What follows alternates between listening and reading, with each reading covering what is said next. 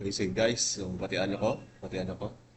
Sige, makadto kita sa final topic subong sa aton nga earthquake engineering nga kuan tapos ma-problem solving kita dayon. Okay? So tingwa ko subong nga matapos ko record ang tanan, okay?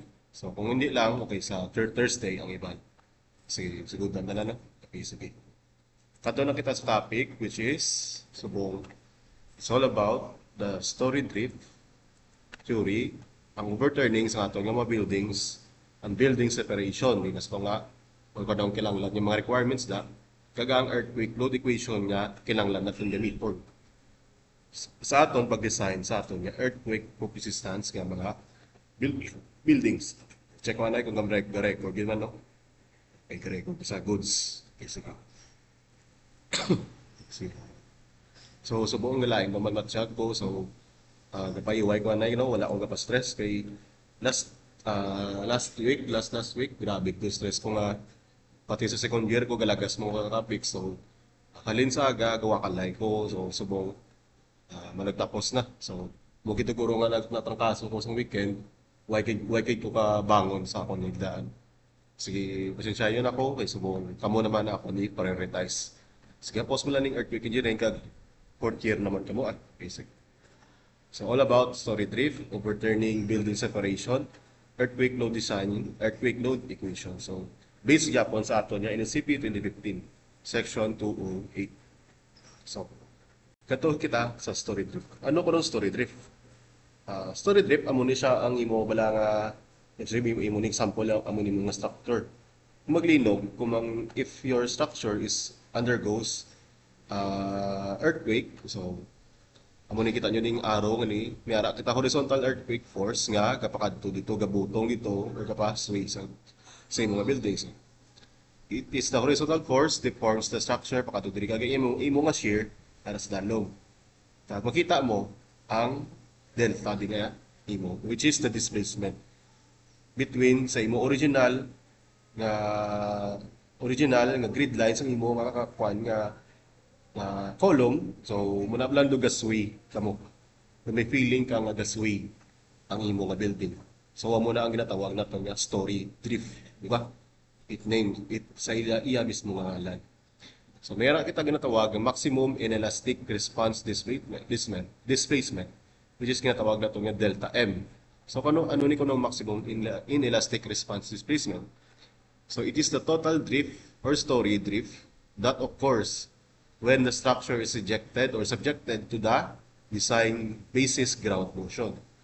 So including estimated elastic and elastic contributions to the total deformation. So it is this displacement is expressed lang in millimeters. So kung may maximum kita, meron kita ginatawag na design level response displacement or ginatawag nato na delta S. Ano naman ang delta S kana? So, ano ni design level response? So, it is the total drift or total story drift that occurs when the structure is subjected to the design seismic forces. So, ang kinalain ning sa duwa, amula ni. So, design level response displacement. So, ang factor gani ginagamit is design seismic forces. Kung diri naman sa maximum inelastic response displacement, na subjected siya to the design basis ground motion.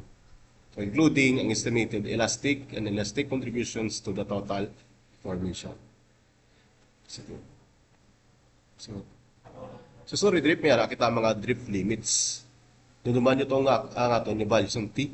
If mga values ng T naton is less than 0.7 seconds, makuha naton ang maximum inelastic, maximum inelastic response displacement, which is dapat less than or equal sa 0.025 sa imo nga overall height sa building.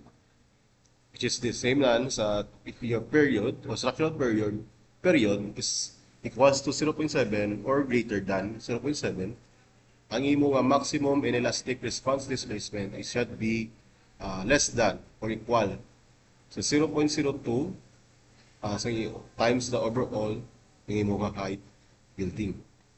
So para naman sa single story, mga steel frame structure for storage factories, workshop, mga single story lang wala kita din ginatawag ng drift limits.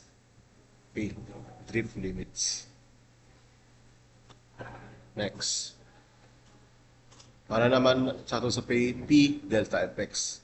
Ano ni sa P delta FX balang ko first time mo nina batian. So, ano ko nung mga P delta FX? So kung maglinog siya, P delta FX represent the additional overturning moments produced by the gravity loads. Produced by the gravity loads. Produced by the gravity loads acting through the deflections produced by lateral loads. So kuno, ang P delta FX amo ni siya ang example bi ang mga inyo nga mga dead load sa imo nga building. Di ba if ang ari if ang imo nga building ari imo nga structural frame is subjected to an earthquake, ari kita niyo mga lateral forces gani kung makita dito.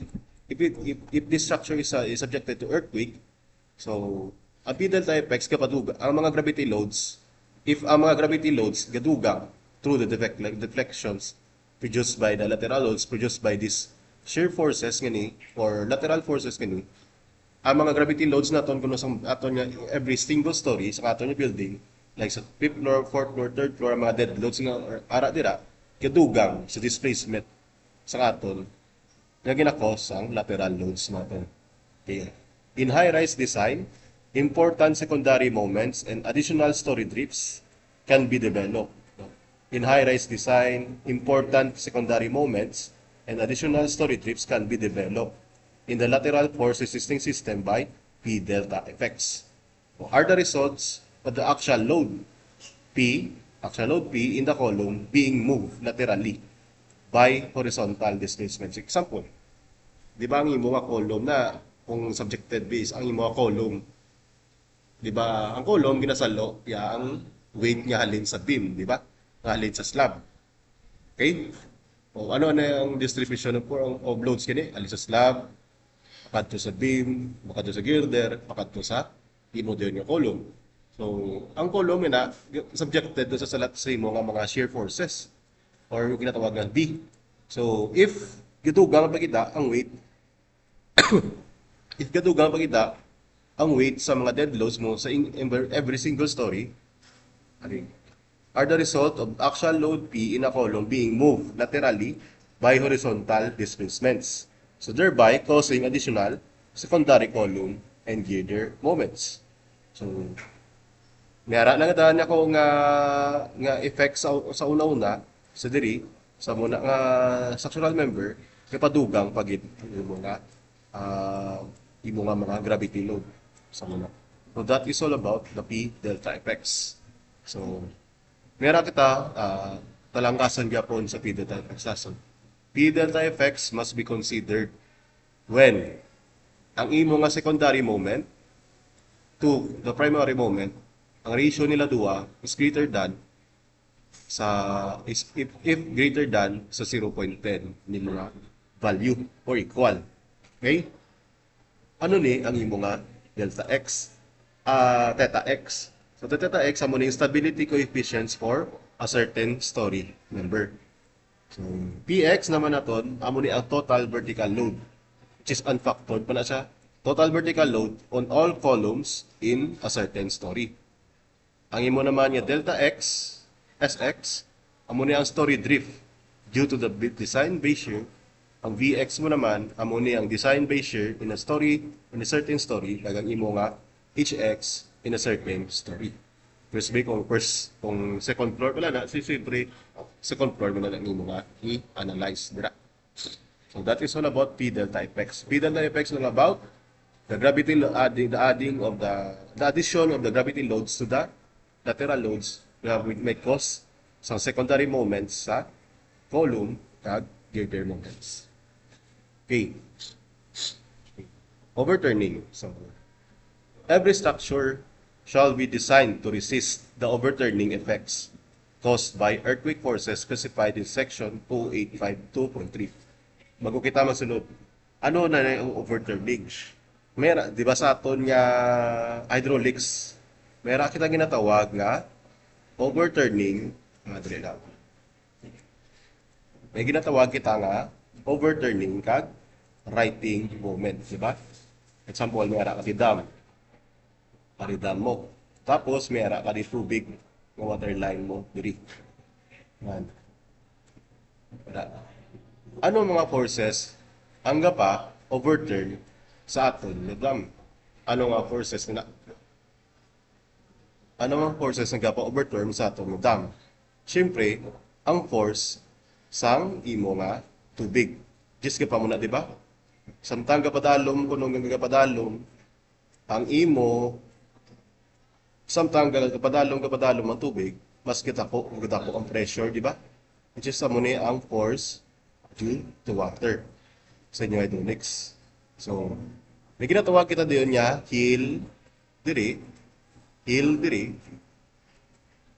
hill. Hill. May ginatawag kita diri nga toe. Na. Hill na diri, toe na to bra. So, ano ang mga forces nga act sa tree? So, ang mga forces nga, nga gapa-act sa overturn sa dam, ano na siya? Siyempre, ang imo nga, force due to water. Ang gapa-act bala, gapa mo na siya. Dan. Gapa-overturn sa imo nga dam. Ang gapa suli bala sa imo nga dam. So, ano nga mga forces na? Muna ang force due to the water. What if naman ang mga, may ginatawag mata nga writing moment, RM. Diba sa aton nga hydraulics. So, ang RM naman amo na ni mismo ang weight sang imo nga dam. Diba? So, amo na gapabalik sa imo nga dam. Gapa remain in equilibrium balang imo nga nga dam o nga imong certain dam. Diba? So, dapat, kung maging equilibrium na sila, dapat, which means ang OM mo, dapat magiging equal, dapat ang imo nga RM is magiging equal sa imo nga overturning moment. So, the same na di. Dapat kunong every structure shall be designed.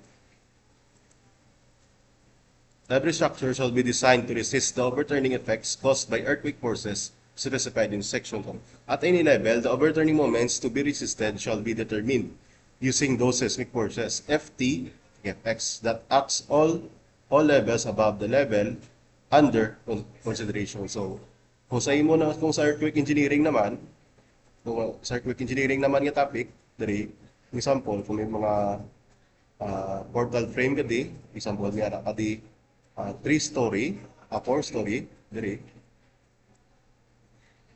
4-story kadi nga building. So, at any level, the overturning moments to be resisted shall be determined using the seismic forces. So, amo ni sila ang imo nga Ft, F4, Fr, F3, F2, kag F1. Amo na sa mga overturning moments mo. That acts on levels above the level under consideration. So, at any level, the incremental changes of the desired overturning moment shall be distributed to the various resisting elements in the manner prescribed in this section. So, overturning effects on every element shall be carried down to the foundation. Salon sa imo nga base shear. Na. Okay? Sige. Nara naman kita doon, building separation. So, ano daw ang mga building separation? Diba, kita mo sa mga between buildings, may gap gina nila. Especially kung maglinog, if ang lugar gani is under maglinog. So, paano nato ma-determine ang separation nila diri? So, di ba kung maglinog ang aton sa lugar, kung may mga talagas sa buildings, di ba? I-tendency nga ang building is mag-sway pakadto diri, So, ano na da ang imo nga factor para hindi magbungguanay ang duwa diri? Hindi magbungguanay. So, diri sa example, take a look sa diri nga example. So, there is an exterior damage to the back or the north side of the Oviatt Library during North Tragic earthquake attributed to founding. O sige, kita niyo din? Niyara kita di damage, mas diri nakakita. Due to building separation, kay maikit sila duwa. Now, building separations are necessary to prevent. Building separations are necessary to prevent or reduce the possibility of two adjacent structures impacting during an earthquake. So, pareho lang na pala, di ba? Kung amiga mo, gapangayo isang space, or amigo mo gapang isang space, balaan na nga may separation nga matabo. Amo na. Hindi gali. Aw nagali. Wala way man mag-joke no. Ako lang di isa sa kwarto. Girecord. Sige. No, building separations to avoid pounding, amo na sila. Kailangan mo sa separation sa duwa ka building. Para ako maglinog karon, di may tendency na ako maglinog, ang mga tall buildings sa ton may tendency to sway. Paano ano na da ako ng factor para hindi mo bunggo na sa duwa? So, first, ang separation, A na di siya, A na da. Separation within the same building. So, expansion joints are often used to break a large building or an irregular building. Nakakita na mo sa expansion joints na into two or more parts above the foundation level. This effectively creates separate structures within the same building. So, the code requires that the structures be separated by the amount sang unit. So, the code requires ang unit sang yung mga delta MT. So, for solving the delta MT, you should, yung one mo lang, i-square mo malang ang imo nga M1, delta M1 kag delta M2 kag A square root. So, ano ang delta M1 mo? So, delta M1 shall be the maximum inelastic displacement of your structure 1 kag ang delta 2, the maximum displacement of structure 2. The required is determined in the following steps. So, amo ni ang mga so, solve mo na yung una ang imo nga M1, the delta M1 kag ang imo nga delta M2, which is the 70% sa imo nga 0.7 times R times ang imo nga delta S1 kag sa imo naman nga second building. So, pag next, makita mo na ang imo nga required separation sa duwa, which is square root mo lang kag squared sila duwa. Okay? Okay. Para naman sa earthquake load nga gamiton naton combination para sa strength design naton. So, earthquake load should be computed by this E. So, ari, sa drip. Kasi nato na ni ang building nato. So, ari, portal pin. Supposed to be may ara kada di portal pin. So, paano naton kuha ng earthquake load combination? So, magagamit kita 1.2D plus 1.0E plus L if ang muni, diri na siya matupo as applicable. So, kung magamit naman kita diri, kung muni, kung diri ka ma-design sa una-una. Kung depende kung diin ka kadto ang imo nga shear forces. Diba? For the earthquake load, we can compute this. Ari siya. E equals to rho EH plus EV, E sub P. Where ang E sub H mo due to the earthquake horizontal forces, ang E sub B mo is due to the earthquake vertical forces. Ang rho mo na da, muna yung imo nga redundancy factor. Which is, ang EV can be solved by using this formula. The 0.5 CA ID. Which is, ang CA mo ng imo nga seismic response coefficient, which is can be calculated sa atong bigina, ay mo ang imo nga importance factor, kagang D, imo nga dead load. So, para sa earthquake load combinations naton, you should use mo nilang na duwa ka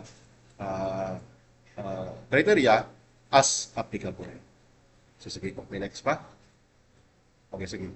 Mga problems na kita diyon. Okay.